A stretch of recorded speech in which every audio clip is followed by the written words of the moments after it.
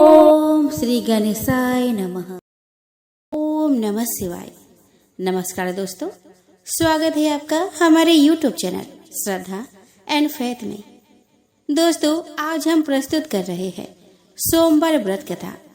एक ऐसी पवित्र कथा जो न केवल श्रद्धा और भक्ति का प्रतीक है, बल्कि जीवन में सुख समृद्धि और शांति का संदेश भी देती है। सोमवार का दिन भगवान शिव को समर्पित होता है। इस दिन का व्रत रखने से मन की शुद्धि, इच्छाओं की पूर्ति और जीवन में सकारात्मक ऊर्जा का संचार होता है।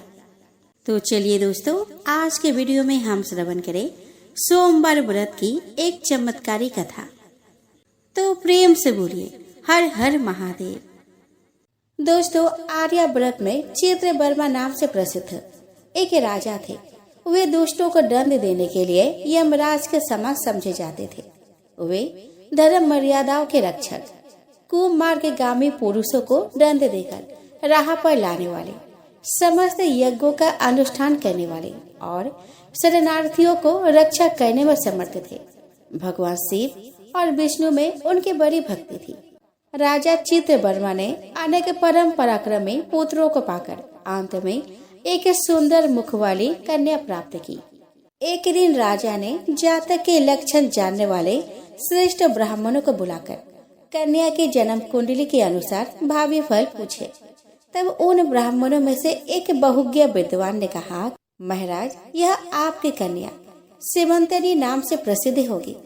यह भगवती उमा के भांति मंगलमयी, दमयंती के भांति परम सुंदरी, सरस्वती के समान सब कलाओं को जानने वाली और लक्ष्मी के भांति अत्यंत सद्गुणों से सुशोभित होगी। यह 10,000 वर्षों तक अपने स्वामी के साथ आनंद भोगेगी और 8 पुत्रों को जन्म देकर उत्तम सुख का उपभोग करेगी। तत्पश्चात एक दूसरे ब्राह्मण ने कहा कि यह कन्या 14वें वर्ष में विधवा हो जाएगी। यह ब्रज आघात के समान दारुण वचन सुनकर राजा 2 घड़ी तक चिंता में डूबे रहे। तदंतर सब ब्राह्मणों को विदा करके राजा ने सभी कुछ भाग्य के अनुसार ही छोड़ दिया। सीमंतनी धीरे धीरे सयानी हुई।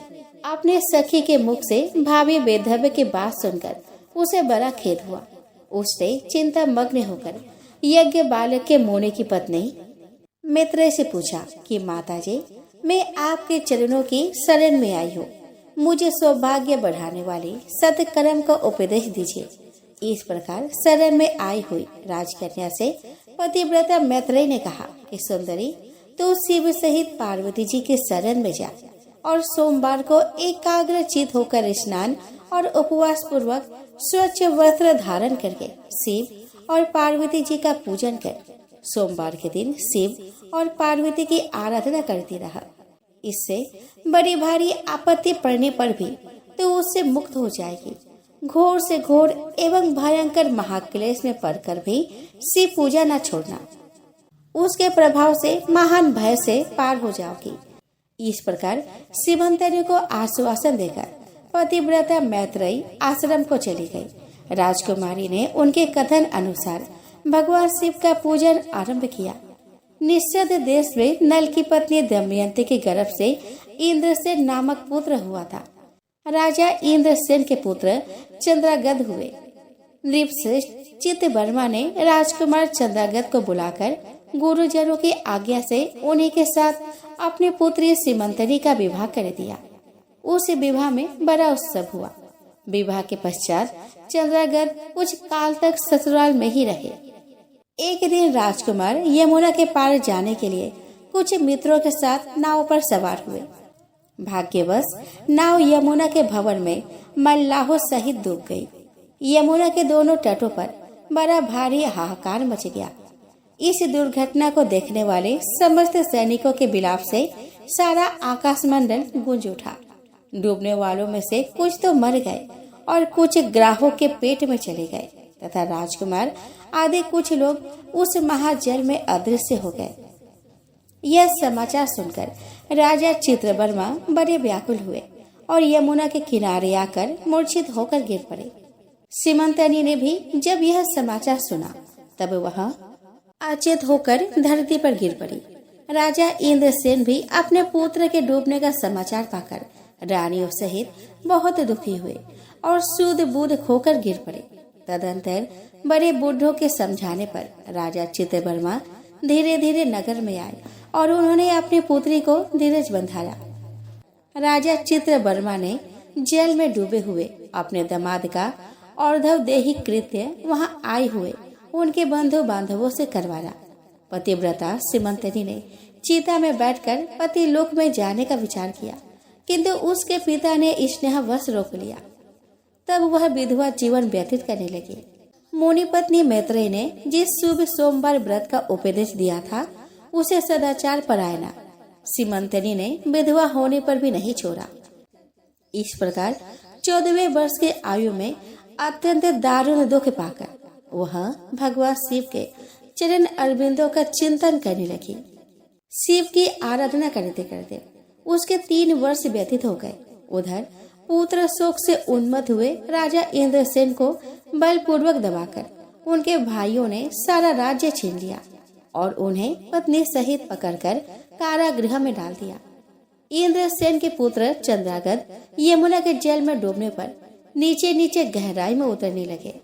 बहुत नीचे जाने पर उन्होंने नाग वधुओं को जल क्रीड़ा में निमग्न देखा। राजकुमार को देखकर वे सभी विस्मित हुई और उन्हें पाताल लोक में ले गई। वह चंद्रागद ने तक्षक नाग के परम अद्भुत रमणीय नगर में प्रवेश किया एवं इंद्र भवन के समान मनोहर एक सुंदर महल देखा, जो बड़ी बड़ी रत्नों के प्रकाशमान किरणों से उद्दीप्त हो रहा था। भगवान सूर्य के समान तेजस्वी तक्षक नाग को सभा भवन में विराजमान देख परम बुद्धिमान राजकुमार ने प्रणाम किया और हाथ जोड़कर खड़े हो गए। तक्षक के तेज से उनके नेत्र चौंधिया गए। नागराज ने भी मनोरम राजकुमार को देखकर उन नागिनों से पूछा कि यह कौन है और कहां से आया है। उन्होंने उत्तर दिया कि हमने इसे यमुना जल में देखा है और इसके कुल तथा नाम का परिचय न होने के कारण आपके पास ले आए हैं। तब तक्षक ने राजकुमार से पूछा कि तुम किसके पुत्र हो, कौन हो और कौन सा तुम्हारा देश है और यहाँ पर तुम्हारा कैसे आगमन हुआ। राजपुत्र ने कहा कि भूमंडल में निषद नाम से प्रसिद्ध एक देश है। उसके स्वामी राजा नल महायशस्वी हो गए हैं। वे पुण्य श्लोक माने जाते हैं। उनके पुत्र इंद्रसेन हुए और इंद्रसेन का पुत्र मैं हुआ। मेरा नाम चंद्रागद है। मैं अभी नूतन विवाह करके ससुराल में ही टिका था और यमुना जी के जल में विहार करता हुआ दैव की प्रेरणा से डूब गया। ये नाग पत्नियां मुझे आपके पास ले आई है। जन्मांतर के उपार्जित पुण्य के प्रभाव से यह मैंने आपके चरण अरविंदों का दर्शन किया है। आज मैं धन्य हूँ। मेरे माता पिता कृतार्थ हो गए क्योंकि आपने दया करके मेरी ओर देखा और मुझसे वार्तालाप किया। इस प्रकार अत्यंत मनोहर उदारता पूर्ण वचन सुनकर तक्षक ने कहा कि राजकुमार, तुम भय न करो, धैर्य रखो और बताओ तुम संपूर्ण देवताओं में किसकी पूजा करते हो। राजकुमार ने कहा कि जो संपूर्ण देवों में महादेव कहे जाते हैं उन्हीं विश्वात्मा उमापति भगवान शिव की मैं पूजा करता हूँ, जो विधाता के भी विधाता, कारण के भी कारण और तेजों में सर्वोत्कृष्ट तेज है। वे भगवान शिव मेरी परम गति है, जो अत्यंत निकट होकर भी पाप से दूषित चित्त वाले पुरुषों के लिए बहुत दूर है तथा जिनके तेज की कोई सीमा नहीं है, जो अग्नि, भूमि, वायु, जल और आकाश में स्थित है। वे विश्वात्मा भगवान सदाशिव हम सब के लिए परम पूजनीय है। राजकुमार की यह बात सुनकर तक्षक का चित्त प्रसन्न हो गया। उनके हृदय में महादेव जी के प्रति नूतन भक्ति भाव का उदय हो आया और वे उनसे इस प्रकार बोले कि राजेंद्र नंदन, तुम्हारा कल्याण हो। मैं तुम पर प्रसन्न हूँ क्योंकि तुम बालक होकर भी सर्व उत्कृष्ट परात्पर शिव तत्व को जानते हो। देखो, ये रत्नमयी लोक है। ये मनोहर नेत्र वाले युवतियाँ है। वे मनोवांछित कामना पूर्ण करने वाले कल्प वृक्ष है तथा ये अमृत रूपी जल से भरी हुई बाबलिया है। यह मृत्यु का दारुण भय नहीं है, बुढ़ापा और रोग से यहाँ किसी को पीड़ा नहीं होती। तुम इच्छा अनुसार यही विहार करो और यथा योग्य सुख भोगों का उपभोग करो। नागराज के ऐसा कहने पर राजकुमार हाथ जोड़कर बोले कि नागराज, मैंने समय पर विवाह किया है। मेरी पत्नी उत्तम व्रत का पालन करने वाली और शिव पूजा परायण है और मैं अपने माता पिता का इकलौता पुत्र हूँ। वे सब लोग इस समय मुझे मरा हुआ मानकर महान शोक से घिर गए होंगे, अतः मुझे किसी प्रकार भी यहाँ अधिक समय तक नहीं ठहरना चाहिए। आप कृपा करके मुझे उसी मनुष्य लोक में पुनः पहुँचा दीजिए। नागराज तक्षक ने कहा कि राजकुमार, तुम जब जब मेरे याद करोगे तब तब तुम्हारे सामने प्रकट हो जाऊंगा। ऐसा कहकर उन्होंने राजकुमार को एक सुंदर अश्व भेंट किया जो इच्छा के अनुसार चलने वाला था। अनेक प्रकार के दीपों, समुद्रों और लोकों में उसकी अप्रतिहत गति थी। इसके सिवा उन्हें रत्नमय आभूषण, दिव्य वस्त्र एवं दिव्य अलंकार भेंट किए। उनकी सहायता के लिए सारी व्यवस्था करने के पश्चात तक्षक ने जाओ कहकर प्रेम पूर्वक उन्हें विदा किया। चित्रांगद उस घोड़े पर सवार होकर निकले और थोड़ी ही देर में यमुना के जल से बाहर आकर उस दिव्य अश्व पर चढ़े हुए नदी के रमणीय तट पर पहुंच गए। इसी समय पतिव्रता सीमंतनी अपने सखियों से घिरी हुई वहां स्नान करने के लिए आई। उसने यमुना के तट पर मनुष्य रूपधारी नाग कुमार के साथ भ्रमण करते हुए राजकुमार चित्रगत को देखा। दिव्य अवसर पर आरूढ़ हुए अपूर्व आकार वाले उन राजकुमार को देखकर वह उन्हीं की ओर दृष्टि लगाए खड़ी हो गई। उसे देखकर चंद्रगत ने भी मन ही मन विचार किया कि जान पड़ता है इसे मैंने पहले भी कहीं देखा है। तत्पश्चात वे घोड़े से उतरकर नदी के किनारे आ बैठे और उस सुंदरी को बुलाकर समीप बैठाकर पूछा कि तुम कौन हो, किसकी स्त्री और किसकी कन्या हो। सीमंतनी लज्जावश स्वयं कुछ बोल ना सकी। तब उसके सखी ने सब बातें बताई। इसका नाम सीमंतनी है।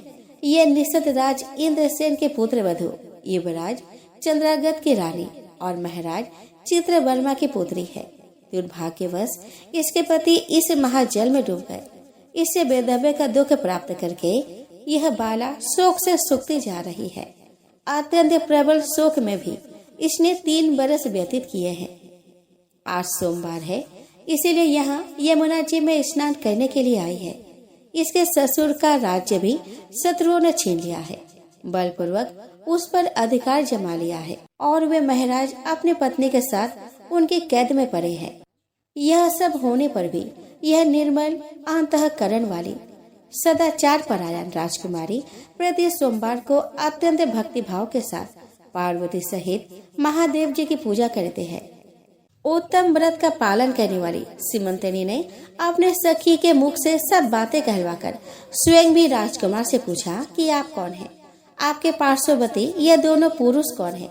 आपने मेरे वृतांत को एक स्नेह की भांति क्यों सुना? महाबाहो, मुझे ऐसा जान पड़ता है कि पहले कभी मैंने आपको देखा है। आप मुझे स्वजन की भांति प्रतीत होते हैं। इतना कहकर राजकुमारी सीमंतनी नेत्रों से आंसू की धारा बहाती हुई बहुत देर तक फूट फूट कर रोती रही और मूर्छित होकर पृथ्वी पर गिर पड़ी। अपनी प्रियतमा के शोक का कारण सुनकर चंद्रागत भी शोक से व्याकुल होकर 2 घड़ी तक चुपचाप बैठे रहे। तदंतर सीमंतनी उठकर राजकुमार की ओर बारंबार निहारने लगी। उसने पहले देखे हुए अंग चिन्हों, स्वरों आदि लक्षणों, अवस्था के प्रमाण तथा रूप रंग आदि की परीक्षा करके यह निश्चय किया कि अवश्य यही मेरे पति है, क्योंकि मेरा हृदय प्रेम से अधीर होकर इन्हीं में अनुरक्त हुआ है। परंतु क्या मुझ अभागिन को अपने मरे हुए पति का दर्शन हो सकता है? यह स्वप्न है, यह भ्रम अथवा मुनि पत्नी मैत्रेयी ने जो मुझे यह कहा था कि तुम भारी से भारी विपत्ति में पड़ने पर भी इस व्रत का पालन करते रहना, उसी का तो यह फल नहीं है। एक श्रेष्ठ ब्राह्मण ने मेरा 10,000 वर्षों का सौभाग्य बतलाया था। इन ब्राह्मण देवता का यह वचन अवश्य सत्य होगा। यह ईश्वर के बिना कोई जान नहीं सकता। इधर प्रतिदिन मुझे मंगल सूचक शुभ शकुन दिखाई देते हैं। पार्वती देवी के प्राणनाथ भगवान शिव के प्रसन्न होने पर देवधारियों के लिए कौन सी वस्तु दुर्लभ हो सकती है। इस प्रकार भांति भांति से विचार करके उसका संदेह दूर हो गया। तब लज्जा से उसने अपना मुख नीचे की ओर कर लिया। उस समय राजकुमार ने कहा कि भद्रे, मैं तुम्हारे पति के सुख संतप माता पिता से यह समाचार बतलाने के लिए जा रहा हूँ। तुम्हारा कल्याण हो, तुम्हारे पति तुमसे शीघ्र ही मिलेंगे। यूँ कहकर राजकुमार घोड़े पर सवार हुए और अपने दोनों सहायकों के साथ शीघ्र ही अपने राज्य में जा पहुँचे। वहाँ नगर उद्यान के समीप स्थित होकर उन्होंने नागराज के पुत्र को राज सिंहासन पर अधिकार जमाए बैठे उन बंधुओं के समीप भेजा। नागकुमार ने शीघ्र जाकर उन सब से कहा कि तुम सब लोग महाराज इंद्रसेन को अविलंब कारागृह से मुक्त करो और सिंहासन छोड़कर हट जाओ। महाराज के पुत्र चंद्रागत पाताल लोक से लौटकर यहाँ आई है। तुम आनाकानी ना करो, नहीं तो चंद्रागत के बाण तुम्हारे प्राण हर लेंगे। वे यमुना जी के जल में डूबकर नागराज तक्षक के घर जा पहुँचे थे। वहाँ से उनके सहायता पाकर पुनः इस लोक में लौटे हैं। नागकुमार की कही हुई यह सारी बातें सुनकर शत्रु ने भी बहुत अच्छा कहकर उनकी आज्ञा स्वीकार की और महाराज इंद्रसेन को उनके खोए हुए पुत्र के पुनः लौट आने का समाचार बताकर उनका सिंहासन उन्हें लौटा दिया। महाराज को प्रसन्न करके भी वे लोग भयभीत बने रहे। मेरा पुत्र आ गया, यह बात सुनकर राजा प्रेम के आंसू बहाते हुए आनंद में डूब गए।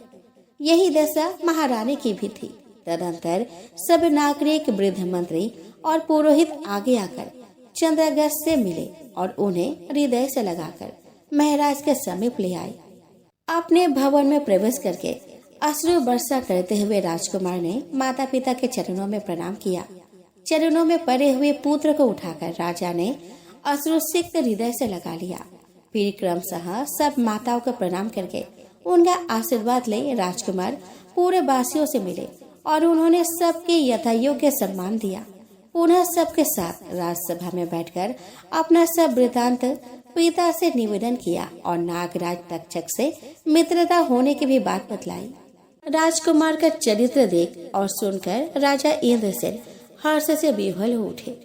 उन्होंने अपने मन में यही माना कि मेरी पुत्र वधु ने भगवान महेश्वर की आराधना करके इस अनुपम सौभाग्य का अर्जन किया है। निषद राज ने यह मंगलमय वार्ता दूतों के द्वारा महाराज चित्रवर्मा को भी कहला दी।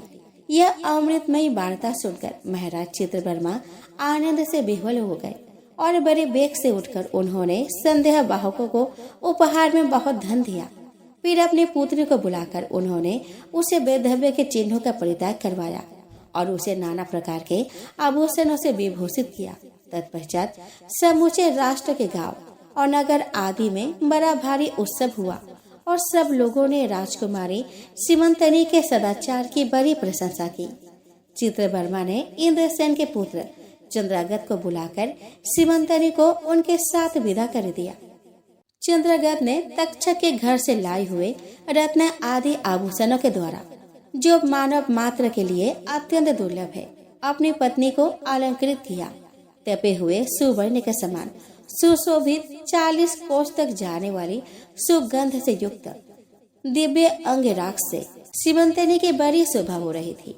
कमल के केसर के समान रंग वाले कल्प वृक्ष के पुष्पों से बनी हुई और कभी न कुम्हिलाने वाली माला भी सती सीमंतनी की शोभा बढ़ा रही थी। इस प्रकार शुभ मुहूर्त में अपनी पत्नी को साथ लेकर ससुर की आज्ञा से चंद्रागत पुनः अपने नगरी में आए।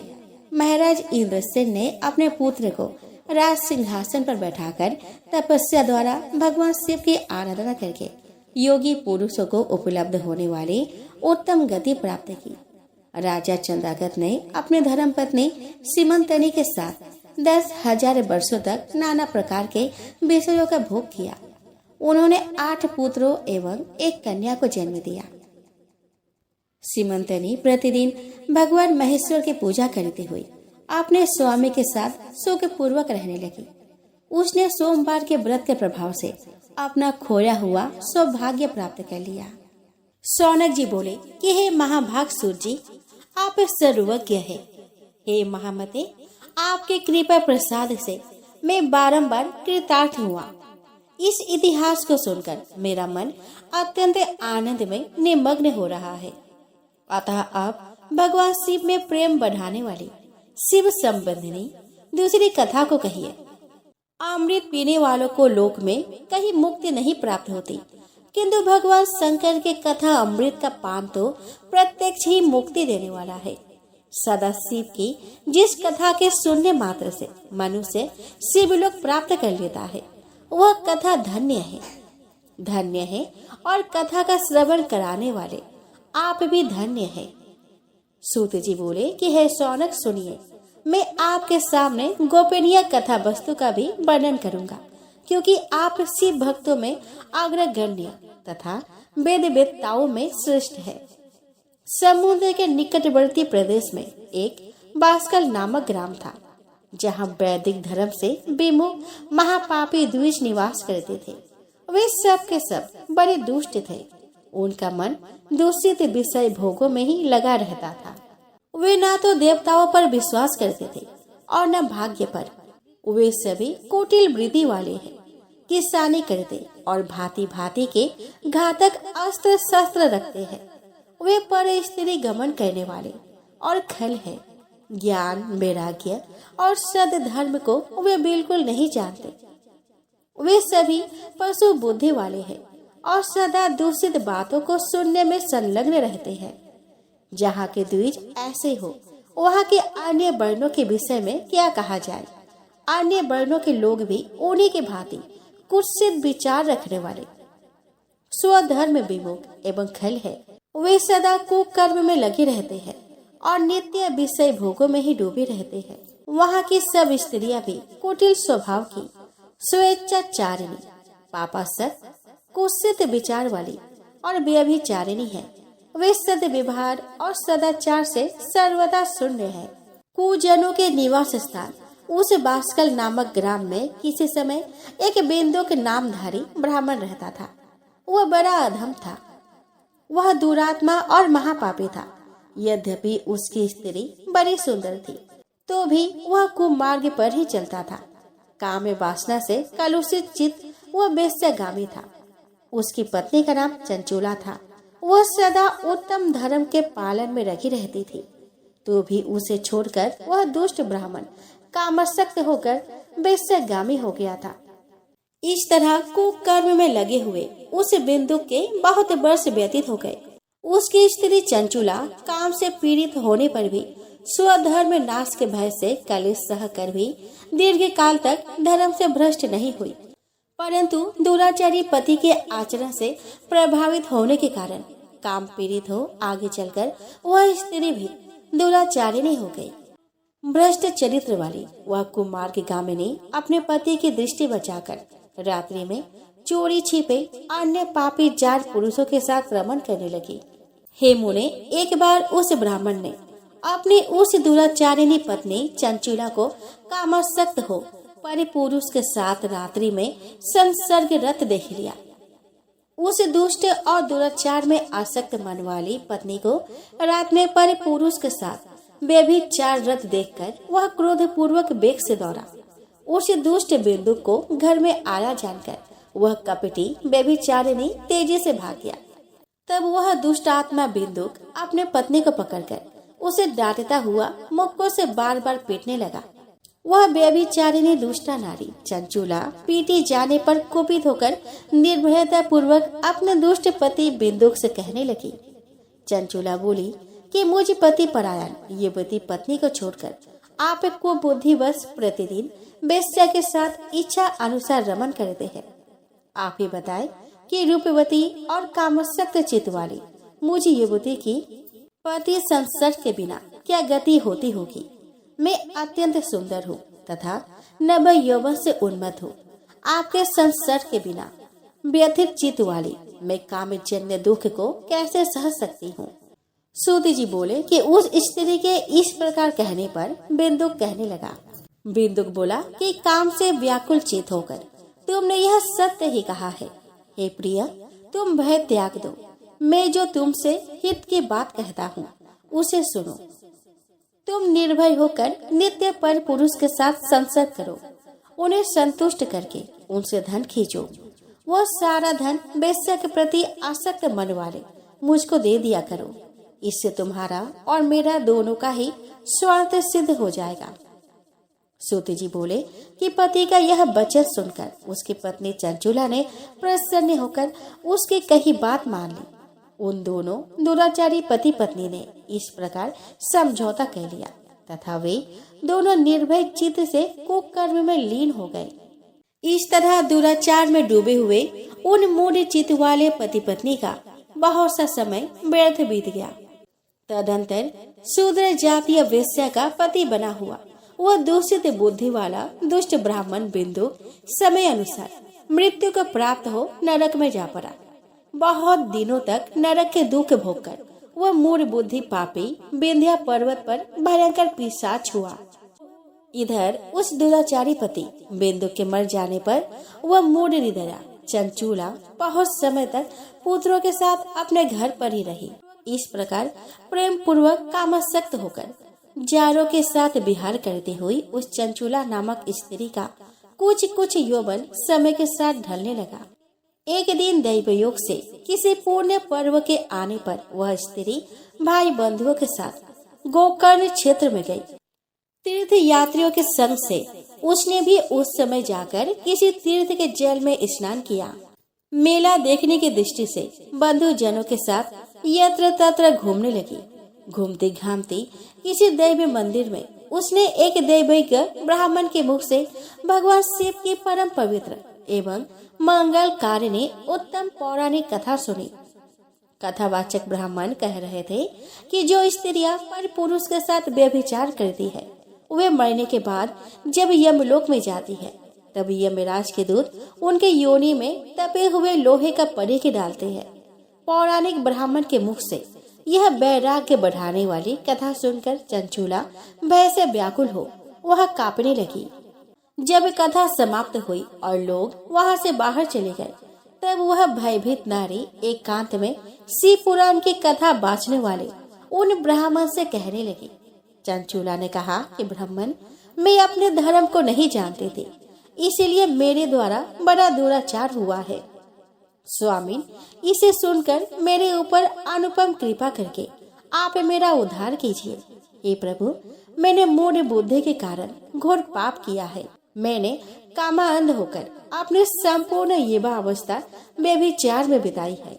आज वैराग्य रस से ओतप्रोत आपके इस प्रवचन को सुनकर मुझे बड़ा भय लग रहा है। मैं कांप उठी हूँ और मुझे इस संसार से वैराग्य हो गया है। मुझे मूढ़ चित्त वाली पापिनी को धिक्कार है।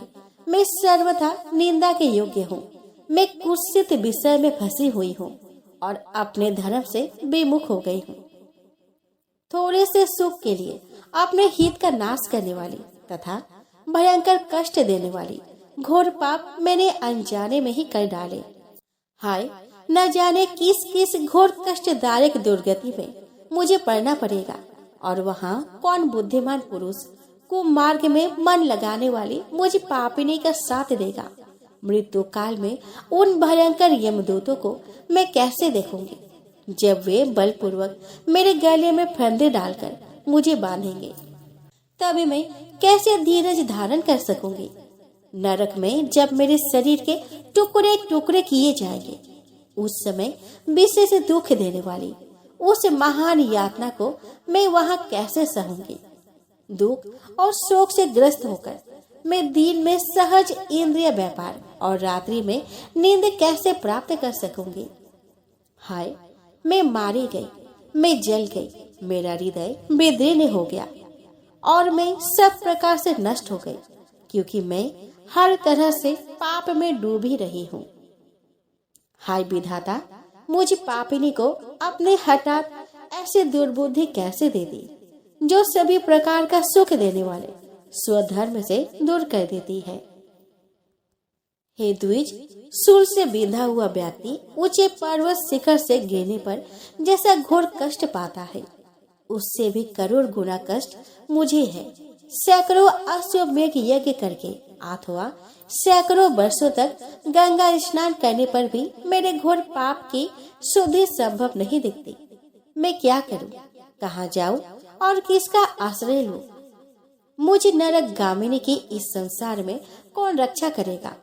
हे ब्राह्मण, आप ही मेरा गुरु है, आप ही माता और आप ही पिता है। आपकी शरण में आई हुई मुझे दीन अबला का उद्धार कीजिए। सूत जी बोले कि हे शौनक, इस प्रकार खेद और वैराग्य से युक्त हुई चंचूला उस ब्राह्मण के चरणों में गिर पड़ी। तब उन बुद्धिमान ब्राह्मण ने कृपा पूर्वक उसे उठाकर इस प्रकार कहा।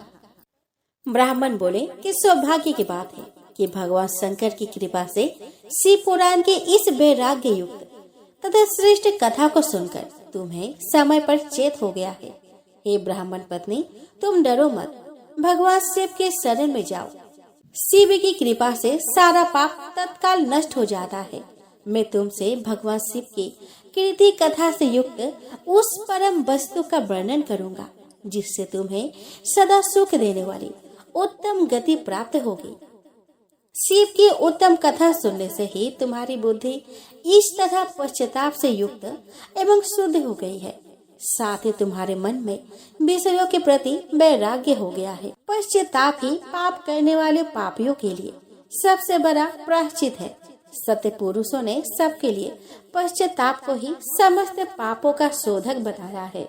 पश्चाताप से ही पापों की शुद्धि होती है। जो पश्चाताप करता है वही वास्तव में पापों का प्रायश्चित करता है, क्योंकि सत्य पुरुषों ने समस्त पापों की शुद्धि के लिए जैसे प्रायश्चित का उपदेश किया है वह सब पश्चाताप से संपन्न हो जाता है। जो पुरुष विधि पूर्वक प्रायश्चित करके निर्भय हो जाता है पर अपने कुकर्म के लिए पश्चाताप नहीं करता, उसे प्रातः उत्तम गति नहीं प्राप्त होती। परंतु जिसे अपने कुकृत्य पर हार्दिक पश्चाताप होता है वो अवश्य उत्तम गति का भागी होता है, इसमें संशय नहीं है। इस शिव पुराण की कथा सुनने से जैसी चित्त शुद्धि होती है वैसी दूसरे उपाय से नहीं होती। जैसे दर्पण साफ करने पर निर्मल हो जाता है, उसी प्रकार इस शिव पुराण की कथा से चित्त अत्यंत शुद्ध हो जाता है, इसमें संशय नहीं है। मनुष्य के शुद्ध चित्त में जगदम्बा पार्वती सहित भगवान शिव विराजमान रहते हैं। इससे वह विशुद्धात्मा पुरुष श्री सांबे सदा शिव के परम पद को प्राप्त होता है। इस प्रकार यह कथा रूपी साधन सभी प्राणियों के लिए उपकारी है और इसी कारण महादेव जी ने इसको आग्रह पूर्वक प्रकट किया है। इस कथा से भगवान उमापति का ध्यान सिद्ध हो जाता है। उसी ध्यान से परम ज्ञान और उससे मोक्ष की प्राप्ति निश्चित होती है। भगवान शंकर के ध्यान में मग्न हुए बिना भी यदि कोई इस कथा को मात्र सुनता है वह दूसरे जन्म में भगवान के ध्यान को सिद्ध कर परम पद को पा लेता है। इस कथा के श्रवण से भगवान शंकर के ध्यान को प्राप्त कर पश्चाताप करने वाले पापी पुरुष सिद्धि को प्राप्त हो गए हैं। इस उत्तम कथा का श्रवण समस्त मनुष्य के लिए कल्याण का बीज है। अतः यथोचित मार्ग से इसकी आराधना अथवा सेवा करनी चाहिए। यह कथा श्रवण भय बंधन रूपी रोग का नाश करने वाला है।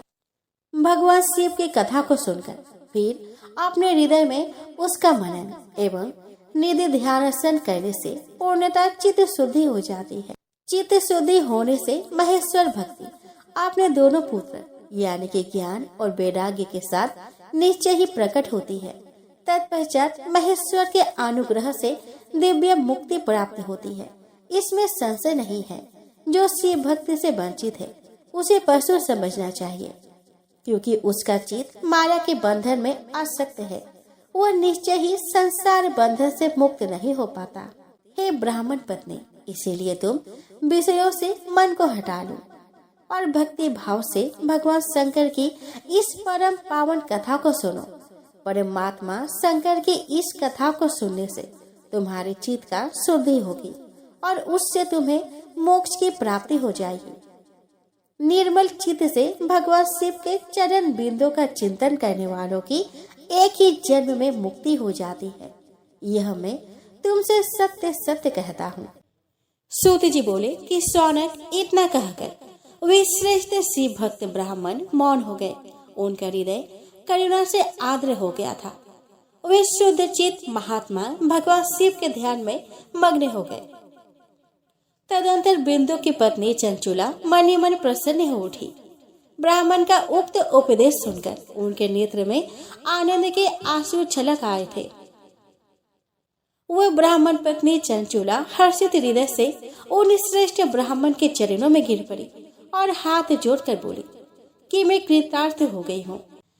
तत्पश्चात उठकर वैराग्य युक्त तथा उत्तम बुद्धि वाली वह स्त्री जो अपने पापों के कारण आतंकित थी, उन महान शिव भक्त ब्राह्मण से हाथ जोड़कर गदगद वाणी में कहने लगी। चंचुला बोली कि हे ब्राह्मण, हे शिव भक्तों में श्रेष्ठ, हे स्वामी, आप धन्य है, परमार्थदर्शी है और सदा परोपकार में लगे रहते हैं। इसीलिए आप श्रेष्ठ साधु पुरुषों में प्रशंसा के योग्य हैं। हे साधु, मैं नरक के समुद्र में गिर रही हूँ, आप मेरा उद्धार कीजिए। पौराणिक अर्थ तत्व से संपन्न जिस सुंदर शिव पुराण की कथा को सुनकर मेरे मन में संपूर्ण विषयों से वैराग्य उत्पन्न हो गया है, उसी इस शिव पुराण को सुनने के लिए इस समय मेरे मन में बड़ा ही श्रद्धा हो रही है। सूत जी बोले कि ऐसा कहकर हाथ जोड़कर उनका अनुग्रह पाकर चंचुला उस शिव पुराण की कथा को सुनने की इच्छा मन में लिए उन ब्राह्मण देवता की सेवा में तत्पर हो वह रहने लगी। तदंतर शिव भक्त में श्रेष्ठ और शुद्ध बुद्धि वाले उन ब्राह्मण देवता ने उसी स्थान पर उस स्त्री को शिव पुराण के उत्तम कथा सुनाई। इस प्रकार उस गोकर्ण नामक महाक्षेत्र में उन्हीं श्रेष्ठ ब्राह्मण से उसने शिव पुराण की वह परम उत्तम कथा सुनी, जो भक्ति, ज्ञान और वैराग्य को बढ़ाने वाली और मुक्ति देने वाली थी। उस परम उत्तम कथा को सुनकर वह ब्राह्मण पत्नी अत्यंत कृतार्थ हो गई। उन सद्गुरु की कृपा से उसका चित्त शीघ्र ही शुद्ध हो गया। भगवान शिव के अनुग्रह से उसके हृदय में शिव के सगुण रूप का चिंतन होने लगा। इस प्रकार सद्गुरु का आश्रय लेकर उसने भगवान शिव में लगी रहने वाली उत्तम बुद्धि पाकर शिव के सच्चिदानंदमय स्वरूप का बारंबार चिंतन आरंभ किया। वह प्रतिदिन तीर्थ के जल में स्नान करके जटा और बलकर धारण करने लगी और समूची देह में भस्म लगाकर रुद्राक्ष के आभूषण धारण करने लगी। वह भगवान शिव के नाम जप में लगी रहती थी। संयमित वाणी और अल्प आहार करके गुरु के बताए मार्ग से वह शिव जी को प्रसन्न करने लगी। ये शौनक, इस प्रकार शंभु का उत्तम ध्यान करते हुए उस चंचुला का बहुत सा समय बीत गया। तत्पश्चात समय के पूर्ण होने पर भक्ति, ज्ञान और वैराग्य से युक्त हुई चंचुला ने अपने शरीर को बिना किसी कष्ट के त्याग दिया। इतने में ही त्रिपुर शत्रु भगवान शिव का भेजा हुआ एक दिव्य विमान द्रुत गति से वहां पहुंचा, जो उनके अपने गरुड़ से संयुक्त और भांति भांति के शोभा साधनों से संपन्न था। चंचुला उस विमान पर आरूढ़ हुई और भगवान शिव के श्रेष्ठ पार्षदों ने उसे तत्काल शिवपुरी पहुंचा दिया। उसके सारे मन भूल गए थे। वह दिव्य रूप धारिणी दिव्यांगना हो गई थी। उसके दिव्य अवयव उसकी शोभा बढ़ाते थे। मस्तक पर अर्ध चंद्र का मुकुट धारण किए वह गौरांगी देवी शोभाशाली दिव्य आभूषणों से विभूषित थी। वहां पहुंचकर उसने त्रिनेत्रधारी महादेव जी को देखा। ब्रह्मा, विष्णु आदि देवता उन सनातन शिव की सेवा कर रहे थे। गणेश, भृंगी, नंदीश, वीरभद्रेश्वर आदि गण उत्तम भक्ति के साथ उनकी उपासना कर रहे थे। उनके अंग कांति करोड़ों सूर्य के समान प्रकाशित हो रही थी। कंठ में नील चिन्ह शोभा पाता था। उनके 5 मुख थे और प्रत्येक मुख में 3-3 नेत्र थे। मस्तक पर अर्ध चंद्राकार मुकुट शोभा देता था। उन्होंने अपने वाम अंग में गौरी देवी को बैठा रखा था, जो विद्युत पुंज के समान प्रकाशित थी। गौरीपति महादेव जी की कांति कपूर के समान गौर थी। उन्होंने सभी अलंकार धारण कर रखे थे। उनका सारा शरीर श्वेत भस्म से भासित था। शरीर पर श्वेत वस्त्र शोभा पा रहे थे। वे अत्यंत उज्जवल वर्ण के थे। इस प्रकार परम उज्जवल भगवान शंकर का दर्शन करके वह ब्राह्मण पत्नी चंचूला बहुत प्रसन्न हुई। अत्यंत प्रीति युक्त होकर उसने बड़ी उतावली के साथ भगवान को बारंबार प्रणाम किया। फिर हाथ जोड़कर वह बड़े प्रेम, आनंद और संतोष से युक्त हो विनीत भाव से खड़ी हो गई। उसके नेत्र में आनंद अश्रुओं की अविरल धारा बहने लगी तथा संपूर्ण शरीर में रोमांच हो गया। उस समय भगवती पार्वती और भगवान शंकर ने उसे बड़ी करुणा के साथ अपने पास बुलाया और सौम्य दृष्टि से उसकी ओर देखा। पार्वती जी ने तो दिव्य रूप धारिणी बिंदुक प्रिया चंचूला को प्रेम पूर्वक अपने सखी बना लिया। वह उस परम आनंद घर ज्योति स्वरूप सनातन धाम में अविचल निवास पाकर दिव्य सौख्य से संपन्न हो अक्षय सुख का अनुभव करने लगी। दोस्तों, एक समय की बात है, किसी नगर में एक साहूकार रहता था। उसके घर में धन की कोई कमी नहीं थी, लेकिन उसकी कोई संतान नहीं थी। इस कारण वह बहुत दुखी था। पुत्र प्राप्ति के लिए वह प्रत्येक सोमवार व्रत रखता था और पूरी श्रद्धा के साथ शिव मंदिर जाकर भगवान शिव और पार्वती जी की पूजा करता था।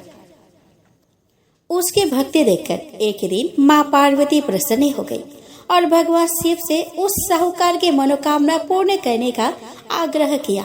पार्वती जी की इच्छा सुनकर भगवान शिव ने कहा कि हे पार्वती, इस संसार में हर प्राणी को उसके कर्मों का फल मिलता है और जिसके भाग्य में जो हो उसे भोगना ही पड़ता है। लेकिन पार्वती जी ने साहूकार की भक्ति का मान रखने के लिए उसके मनोकामना पूर्ण करने की इच्छा जताई। माता पार्वती के आग्रह पर शिव जी ने साहूकार को पुत्र प्राप्ति का वरदान तो दे दिया, लेकिन साथ ही यह भी कहा कि उसके बालक की आयु केवल 12 वर्ष होगी। माता पार्वती और भगवान शिव की बातचीत को साहूकार सुन रहा था। उसने ना तो इस बात की खुशी थी और ना ही दुख। वह पहले की भांति शिव जी का पूजा करता रहा। कुछ समय के बाद साहूकार के घर एक पुत्र का जन्म हुआ। जब वह बालक 11 वर्ष का हुआ तो उसे पढ़ने के लिए काशी भेज दिया गया।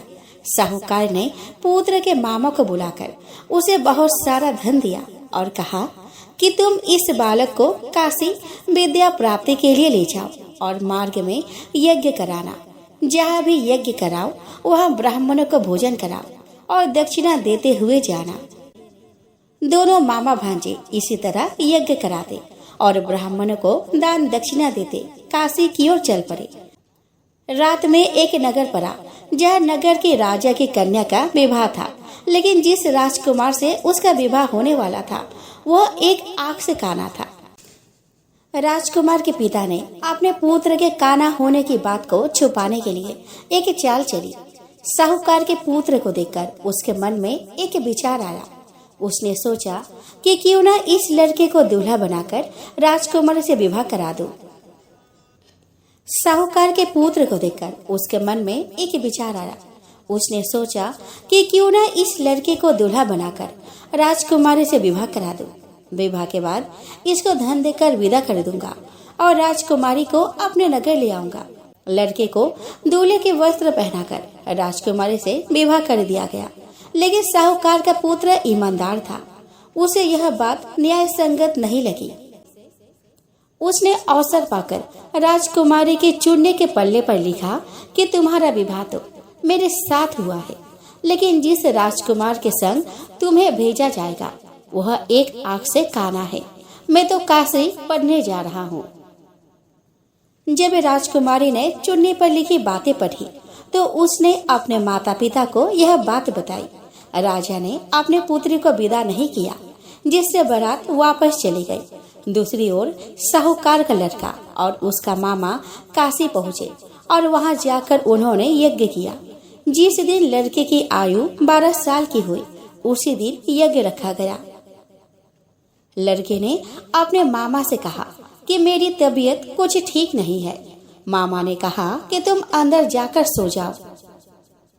शिव जी के वरदान अनुसार कुछ ही देर में उस बालक के प्राण निकल गए। मृत भांजे को देखकर उसके मामा ने विलाप शुरू कर दिया। संजोग बस उसी समय शिव जी और माता पार्वती उधर से जा रहे थे। पार्वती जी ने भगवान से कहा कि स्वामी, मुझे इसके रोने के स्वर सहन नहीं हो रहा, आप इस व्यक्ति के कष्ट को अवश्य दूर करें। जब शिव जी मृत बालक के समीप गए तो वह बोले कि यह उसी साहूकार का पुत्र है जिसे मैंने 12 वर्ष की आयु का बलिदान दिया था। अब इसकी आयु पूरी हो चुकी है। लेकिन मातृ भाव से विभोर माता पार्वती ने कहा कि हे महादेव, आप इस बालक को और आयु देने का कृपा करें, अन्यथा इसके वियोग में इसके माता पिता भी तड़प तड़प कर मर जाएंगे। माता पार्वती के आग्रह पर भगवान शिव ने उस लड़के को जीवित होने का वरदान दिया। शिव जी की कृपा से वह लड़का जीवित हो गया। शिक्षा समाप्त करके लड़का मामा के साथ अपने नगर की ओर चल दिया। दोनों चलते हुए उसी नगर में पहुँचे जहाँ उसका विवाह हुआ था। उस नगर में भी उन्होंने यज्ञ का आयोजन किया। उस लड़के के ससुर ने उसे पहचान लिया और महल में ले जाकर उसकी खातिरदारी की और अपने पुत्री को विदा किया। इधर साहूकार और उसकी पत्नी भूखे प्यासे रहकर बेटे की प्रतीक्षा कर रहे थे। उन्होंने प्रण कर रखा था कि यदि उन्हें अपने बेटे की मृत्यु का समाचार मिला तो वह भी प्राण त्याग देंगे, परंतु अपने बेटे के जीवित होने का समाचार पाकर वह बेहद प्रसन्न हुए। उसी रात भगवान शिव ने व्यापारी के स्वप्न में आकर कहा कि हे सृष्टि, मैंने तेरे सोमवार के व्रत करने और व्रत कथा सुनने से प्रसन्न होकर तेरे पुत्र को लंबे आयु प्रदान की है। इसी प्रकार जो कोई सोमवार व्रत करता है या कथा सुनता या पढ़ता है, उसके सभी दुख दूर होते हैं और समस्त मनोकामनाएं पूर्ण होती है।